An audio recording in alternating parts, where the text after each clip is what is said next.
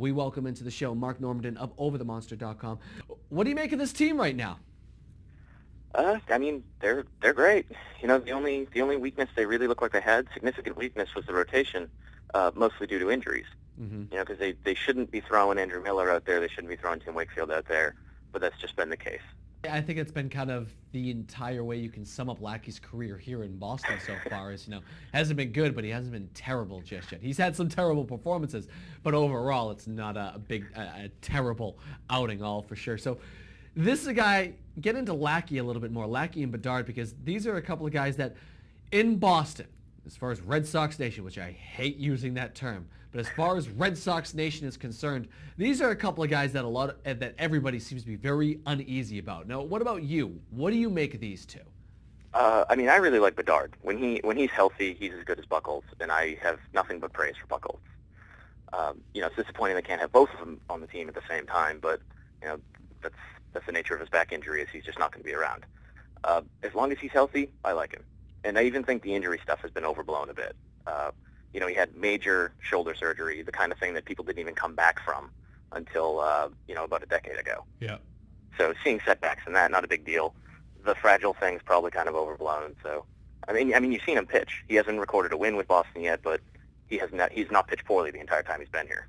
We got a different calendar, and tell me about, you know, who's getting called up. Who is going to be on this roster now that the expansion has taken place? Who are you hearing? Anybody in particular? Well, a whole lot of Pawtucket is on the 40-man roster, so, you know, they wouldn't even have to make moves to bring them up. Yeah. The one kind of hurdle there is the minor league playoffs that Pawtucket looks like they're set to go into. But does that matter? I mean, really, does that matter? I mean, the whole goal of the minor league system and franchises to get them ready for the next year. I mean, I don't think that really matters, does it?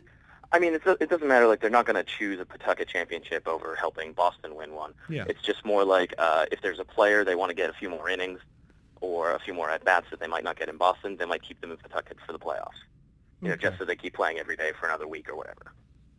Okay, so you had mentioned, you know, that a lot of guys have already been called up. Who in particular has really surprised you? Or has anybody that you've been noticing that you say, wasn't really hearing too much about this name, but kid's a solid player. Anybody in particular? Junichi Tozawa has actually been doing really well after a rough start to the year, recovering from Tommy John surgery. You know, the Red Sox wanted him to come up in relief by the end of the year. And for a while there, it didn't look like he was going to be able to, just because he was awful. You know, he wasn't hitting his spots. He didn't have his velocity. He just looked bad. Mm-hmm. But he's been great at Portland after a rough start, and he's been dominating at Pawtucket in about 11 innings. And he looks like a guy who could help them in the bullpen in September.